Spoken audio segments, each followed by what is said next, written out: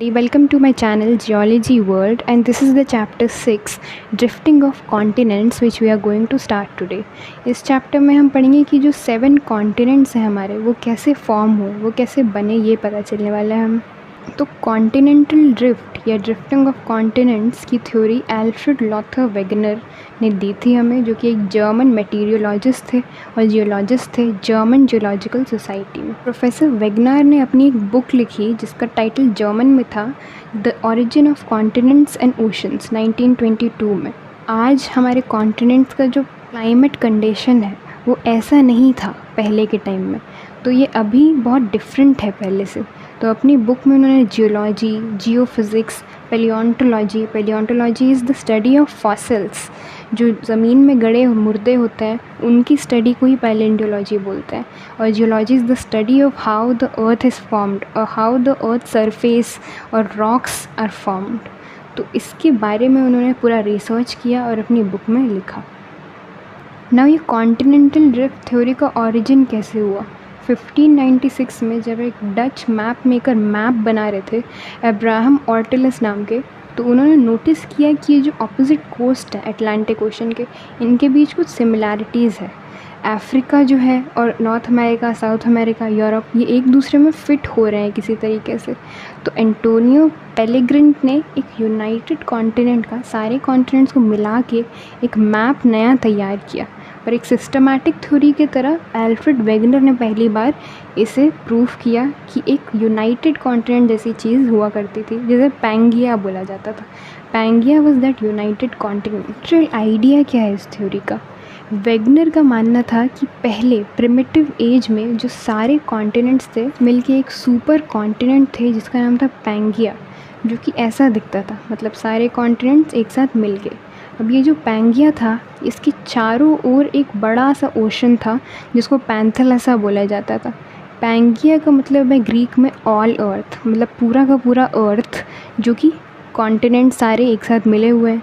तो पैलेज़ोइक एज में क्या हुआ कि पैंगिया जो है 2 हिस्सों में बट गया। पहला पार्ट था अंगारा लैंड, जो कि नॉर्थ में था, जिसे लॉरेशिया भी बोलते थे, और दूसरा जो साउथ में था उसे गोंडवाना लैंड बोला जाता था। अब जो नॉर्थ के पार्ट हैं कॉन्टिनेंट्स के, जैसे कि नॉर्थ अमेरिका, यूरोप, नॉर्थ और सेंट्रल एशिया, ये सब अंगारा लैंड या लॉरेशिया से बने हैं। पर जो साउथ अमेरिका है, अफ्रीका है, Deccan peninsula, India, Australia, Antarctica, ये सब साउथ के हिस्से यानी कि गोंडवाना लैंड से बने हैं। गोंडवाना लैंड और अंगारा लैंड के बीच आता था टिथिस सी।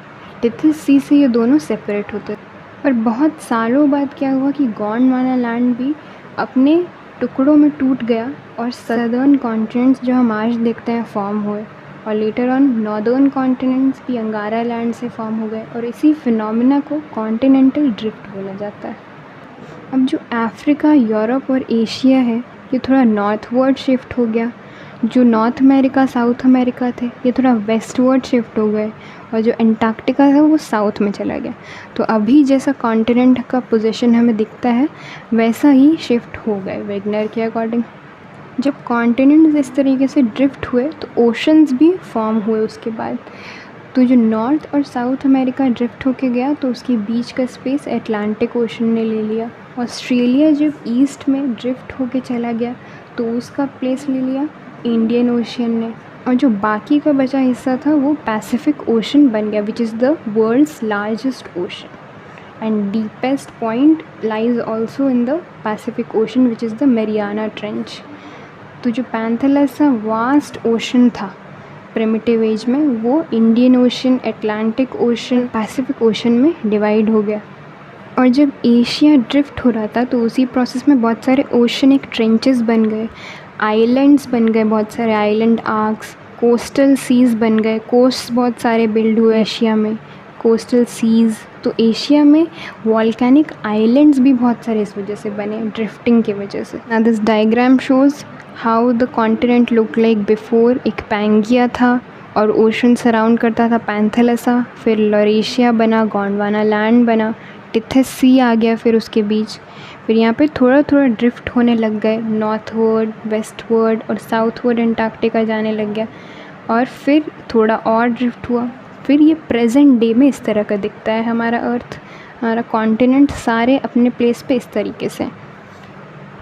ना यहाँ पे बताया कि हिमालयाज़ और जो एल्प्स माउंटेन्स हैं अफ्रीका में वो कैसे फॉर्म हुए। तो जब एशिया और अफ्रीका जो है, जो पेनिनसुला इंडिया, पेनिनसुला में जो 3 साइड से वाटर से घिरा हो, तो कोई भी लैंड जब 3 साइड से वाटर से घिरा हो तो उसे पेनिनसुला बोलते हैं। जैसे इंडिया भी पेनिनसुला है। तो ये दोनों जब यूरोप और एशिया के लॉरेशिया में, यानी कि जब गोंडवाना लैंड और लॉरेशिया एक दूसरे के क्लोज आए तो एक प्रेशर, हॉरिजॉन्टल प्रेशर बिल्डअप हुआ, एक फोर्स जनरेट हुआ, जिसकी वजह से जो टेथिस सी है, फोल्ड का वहाँ पे जन्म हो गया। इन्हीं फोल्ड्स की वजह से ही हिमालयाज़ और एल्प्स का फॉर्मेशन हुआ, लॉरेशिया और गोंडवाना लैंड के ड्रिफ्ट होने की वजह से। अब जो कॉर्डिलेराज है, जो कि नॉर्थ और साउथ अमेरिका के वेस्ट पार्ट पे जो फोल्ड माउंटेन्स है, वो कैसे बने। जब नॉर्थ और साउथ अमेरिका पैसिफिक ओशन के फ्लोर से टकराए तो वहाँ पे रॉक बेड्स में रिंकल्स हुए, जिसकी वजह से जो कॉर्डिलेराज हैं, जो फोल्ड माउंटेन्स हैं, वो दोनों वेस्टर्न साइड पे नॉर्थ और साउथ अमेरिका के फॉर्म हो गए।